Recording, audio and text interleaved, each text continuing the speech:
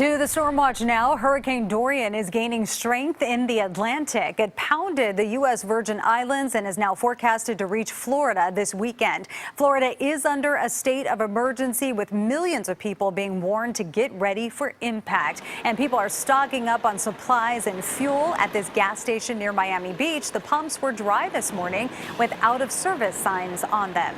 Dorian may reach the southeast coast early next week. The threat is serious enough that Kennedy Space Center has moved its mobile launch site ahead of the storm. And meteorologist Mary Lee joins me now, and you've been tracking Dorian. Yeah, you know, Michelle, we've been talking about the conditions in the Atlantic. So very weak wind shear as well as very warm waters over the Atlantic. And with conditions like that, intensity forecast models are projecting that this storm will explode into a major hurricane. This is the enhanced satellite imagery of Dorian, a Category 1 storm, but it will strengthen rapidly. So right now, looking at 85-mile-per-hour winds with the movement northwest at 13 miles per hour, likely strengthening into a major hurricane by tomorrow or Saturday. And now the latest on this as it moves over the Atlantic, approaching the Florida coast, now as a possible Category 4 hurricane with maximum sustained winds of 130 miles per hour.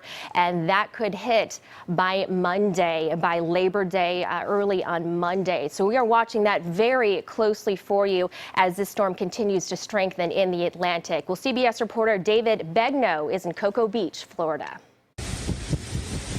When Dorian hit the U.S. Virgin Islands, it brought with it heavy rain and winds. It's insane out here. I can't even barely hold the camera. The storm caused widespread outages, but no major damage.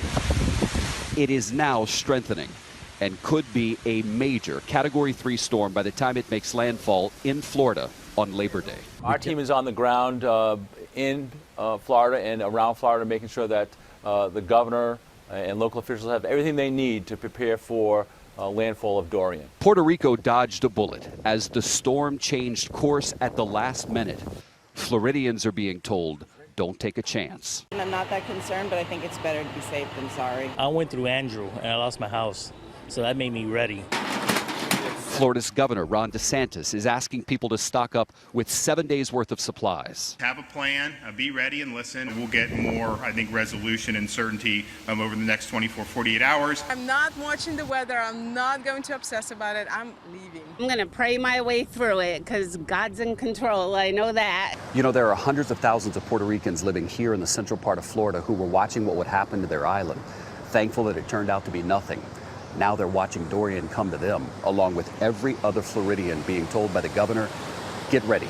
FEMA's putting teams in Tallahassee, teams in Atlanta, ready to move them up and down the southeast coast as the storm that darted through the Caribbean approaches the United States. David Begnaud, CBS News, on the beach here in Cocoa Beach, Florida.